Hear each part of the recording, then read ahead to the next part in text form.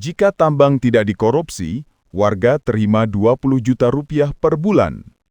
Sektor tambang yang dikelola tanpa adanya korupsi ternyata bisa memberikan potensi kesejahteraan rakyat Indonesia hingga Rp20 juta per orang setiap bulan.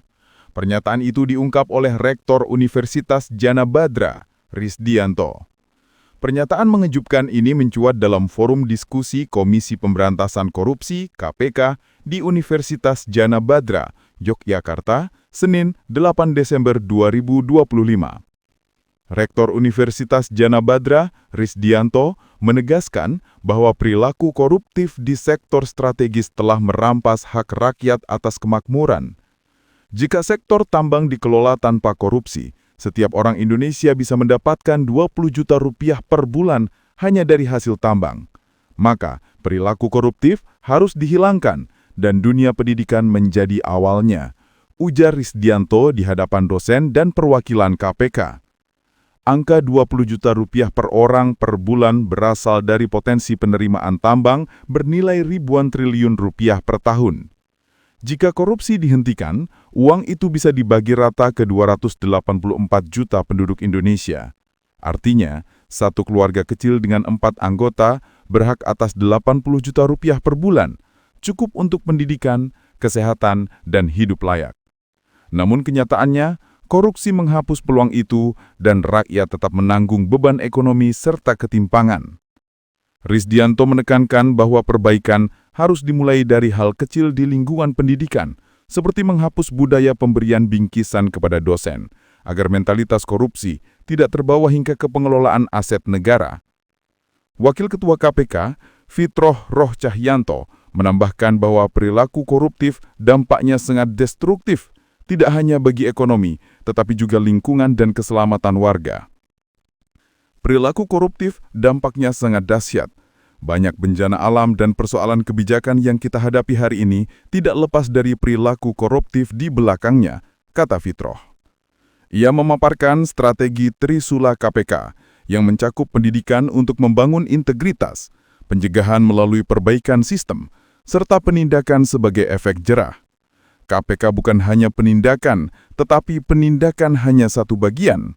Kami ingin masyarakat melihat bahwa KPK tidak hanya menangkap orang, tetapi juga mengampanyekan dampak korupsi dan memperkuat sistem pendidikan anti korupsi, tambahnya. Forum Bisik Batas, Bincang Asik Bangun Integritas, ini menjadi bagian dari peringatan Hari Anti Korupsi Sedunia, Harkordia 2025. Acara dihadiri dosen dan pengelola mata kuliah wajib kurikulum 9 perguruan tinggi di Yogyakarta, termasuk UGM, UNY, dan UII. Dalam pertemuan ini, KPK dan akademisi bersepakat untuk memperkuat kolaborasi melalui pendidikan anti korupsi. Kesepakatan tersebut tidak berhenti pada komitmen simbolis, melainkan diperkuat dengan evaluasi KPK yang menekankan perlunya regulasi nasional yang lebih ketat, serta indikator capaian yang baku. Hal ini dimaksudkan agar pendidikan anti korupsi tidak sekedar menjadi sisipan di ruang kelas, melainkan fondasi karakter bangsa yang mampu menjaga kekayaan negara, termasuk sektor tambang, dari praktik korupsi di masa depan. Korupsi terbukti merampas hak rakyat atas kesejahteraan. Menghapus perilaku koruptif bukan sekedar tugas hukum, melainkan jalan menuju mimpi sederhana, hidup layak bagi semua orang Indonesia. Ketua Komisi Pemberantasan Korupsi KPK, Setio Budianto, mengungkapkan bahwa lembaga anti rasuah tersebut telah memiliki kajian mendalam mengenai korupsi di sektor lingkungan hidup. Pernyataan ini disampaikan Setio merespon dugaan kerusakan ekologis, termasuk praktik penebangan liar atau illegal logging yang disinyalir memperparah dampak bencana banjir dan longsor di wilayah Sumatera. Setio menegaskan bahwa data dan pemetaan terkait potensi korupsi yang memicu kerusakan alam tersebut sudah tersedia di internal KPK.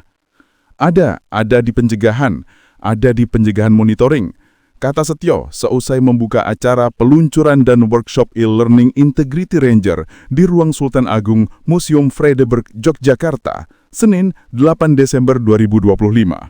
Menurut Setio, kajian tersebut menjadi basis bagi KPK untuk merumuskan langkah-langkah pencegahan korupsi di sektor sumber daya alam.